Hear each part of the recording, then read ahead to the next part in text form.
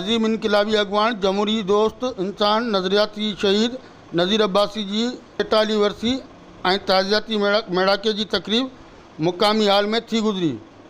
तकरीब में संदस वनी madam Hamida Gangro, बख्शर थुल्लो, summer Haidar Jatoi, ताज मरी, बागी गुलाम मोहम्मद कुमार, कामरेड कीमत सिंधी, अरबाब रुस्तमानी, जब्बार सुबे पोटो, गुलाम रसूल दर्स, डॉक्टर शकील पल, अब्दुल रहमान सम्मू ऐं ॿियनि ख़िताब कयो। क़िस्म जे उहे ख़ासि महिमान बि आहिनि त सदारतूं बि करनि था ऐं हिकिड़ो उहो पैगाम बि ॾियनि था असां तव्हां सभिनी खे। नज़ीर अब्बासी हिन प्रोग्राम जी सदारत करण जो मक़सदु इहो आहे, मां ख़ासि तौर ते इहो चवंदसि, जीअं समर बि ॻाल्हि कई, ताज बि ॻाल्हि कई, मां चवंदी आहियां हिकिड़े अहिड़े माण्हू जी वरसीअ में अॼु सभु गॾु थिया आहियूं, इलाही ख़ुशी बि थिए। नंढड़ी सही पर नज़रियाती माण्हुनि जी हिकिड़ी कचहरी आहे, नज़ीर खे ट्रिब्यूट पेश पिया करियूं, ख़राज पेश पिया करियूं।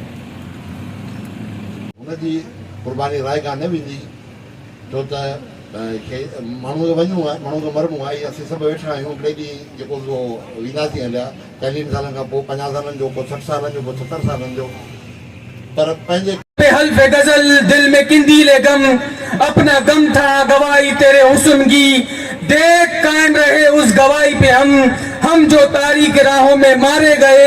न रसाई अगर अपनी तकदीर थी, तेरी उल्फत तो अपनी ही तकदीर थी। किसको शिकवा है अगर शौक के सिलसिले, हिजर की कतल गांव से सब जा मिले।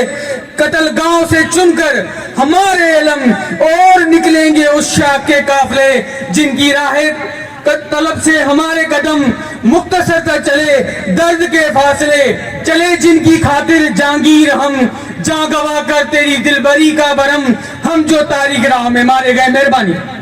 मुक़र्रिरीन शहीद नज़ीर अब्बासी ज़िंदगी जे मुख़्तलिफ़ रुखनि ते तफ़सील सां ॻाल्हायो।